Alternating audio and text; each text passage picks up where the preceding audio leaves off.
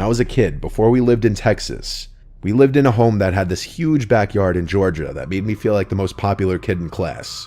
Anytime playing outdoor games or sports was ever an idea, my backyard would be the spot to go since we had a 2-acre backyard.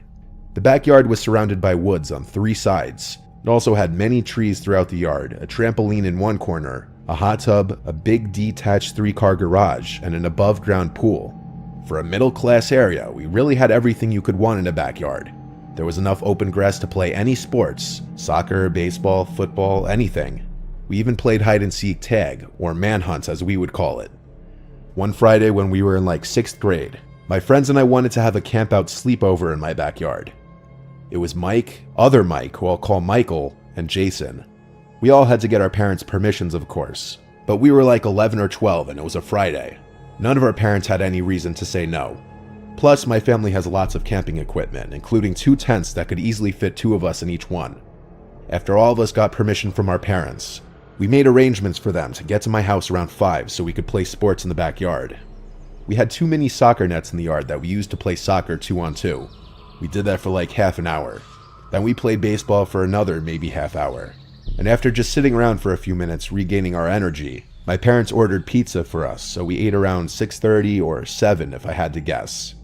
The sun was starting to go down a little bit now, so now came the time to set up the tents before it was too dark. I was pretty good with setting up tents because I was a Boy Scout and we just recently learned how to set up tents.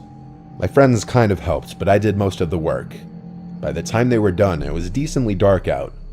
The backyard lights were on, giving a nice glow. It was now dark enough for us to play our favorite game, Manhunt. There were a million spots to hide in the backyard. We played in pairs.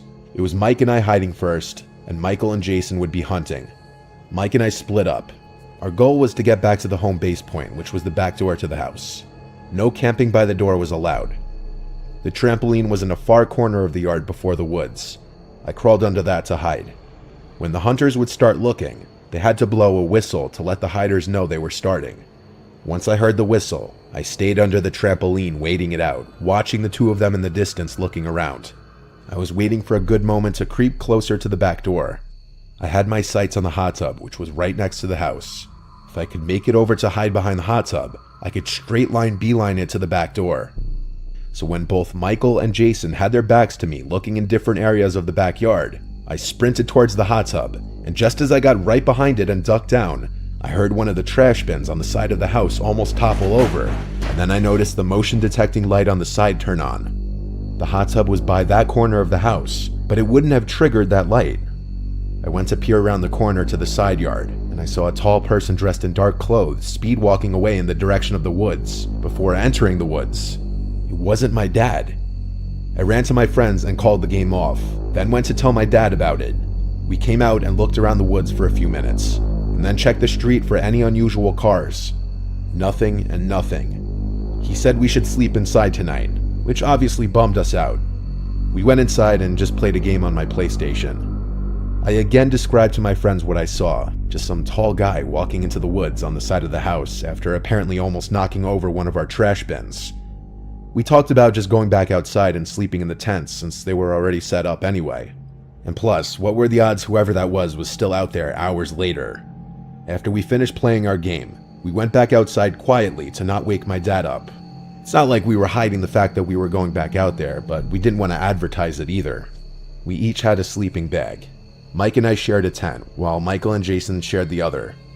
After a while of joking around and yelling things between tents, we started to quiet down and try to go to sleep. I wasn't asleep yet, but it seemed like Mike was. I started hearing walking sounds in the grass nearby, approaching the tent, and then the zipper to the tent was unzipped, and I looked up and saw my dad looking inside the tent. He said, "What are you guys doing out here?" I replied to him something like, "They wanted to sleep out here, so we came back out." Then I took a closer look at the face peering into the tent. I realized it wasn't my dad, but some complete stranger who looked to be my dad's age. It looked like he was about to come in when I screamed bloody murder like a little girl. Everyone woke up, and Mike started to scream as well. The man grabbed our ankles and said to be quiet, but he gave up when he realized he was about to be exposed. He left the tent and disappeared. I told my friends to run inside the house, and as we were running to the house, my dad was already coming out the back door in response to our screams.